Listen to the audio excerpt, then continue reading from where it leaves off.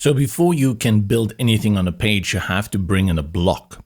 Once you have the block, you need to bring structure to your page. And that is usually columns. You can see that we have these 3 images here.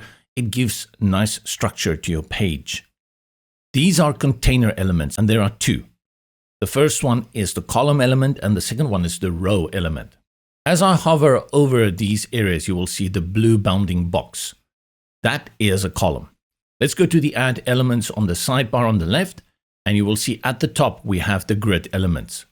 I'll hold on the column, and anywhere you see on the page the thick gray line, you can bring in the columns element. Let go, and we have 2 columns by default. To access the options of the column, go to the top right-hand corner of any column and click on the Options toolbar. Many cases you will need more than 2 columns, and you just simply click here on Add New Column, and that will give you another column. To bring in content into a column, click on the plus, and you can bring in any of the elements. And in fact, you can actually bring in columns within columns. When you bring in another set of columns within columns, you will see that the second set of columns will have pink bounding boxes. And again, you can bring in any of these elements within those columns as well. If you have created a column like this with the contents and you want to duplicate it, go to the settings and select duplicate, and that will give you a second column with the exact same content. You can create up to 6 columns in a row. After that, you will need to remove any if you want to bring in more columns.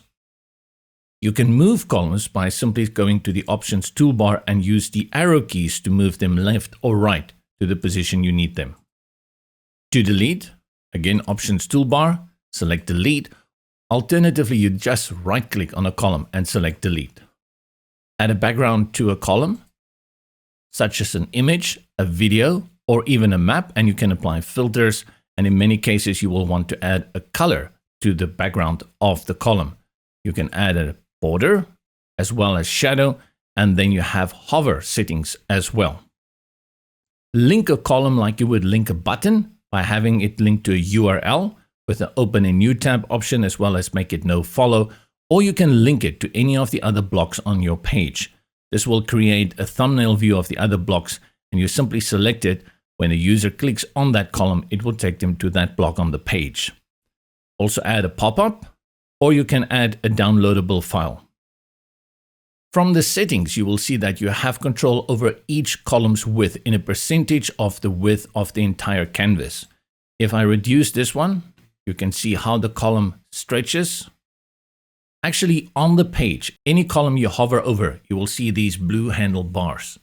You can simply click, hold, and drag on them also if you quickly want to make a few changes to your page.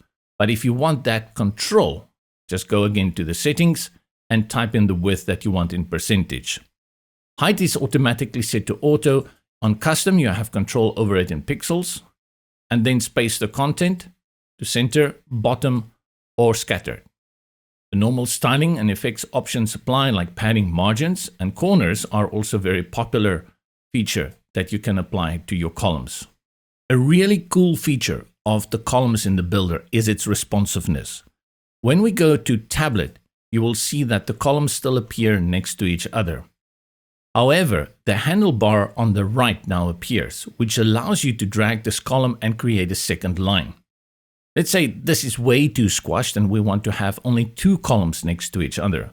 I'll go to the first column and I'll drag it to around 50%.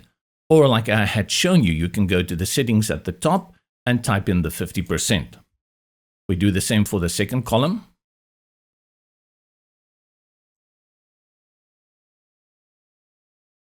And then these 2, I will just drag them to give us around 50%.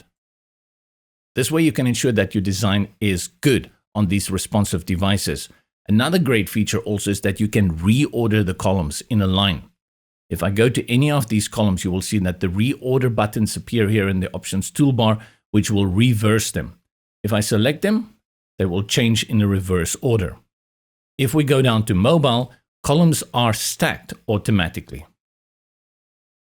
Usually for mobile, you need more space. But if you have a design where you still need the 2 columns to be next to each other, like these 2 red ones where we have the icon and the button, you have the same option again of dragging them to the dimensions you need and bring them in line next to each other.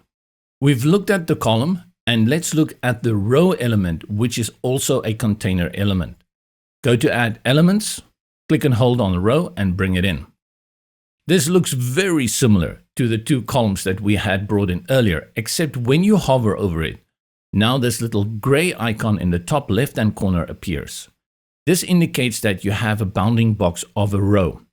For all intents and purposes, rows are very similar to columns, except you cannot put rows next to each other. They fill the entire container width. You still have the same options, and that is you have a background. You can apply color for the background. You can link it, and you have the settings like width and height, and then all the styling and effects, and you can duplicate and delete it. The row is a great container when you want to bring in a structure and many elements that you are going to duplicate for reuse on your page. Then you can easily duplicate it and just move it around on the areas you want it to be within the page.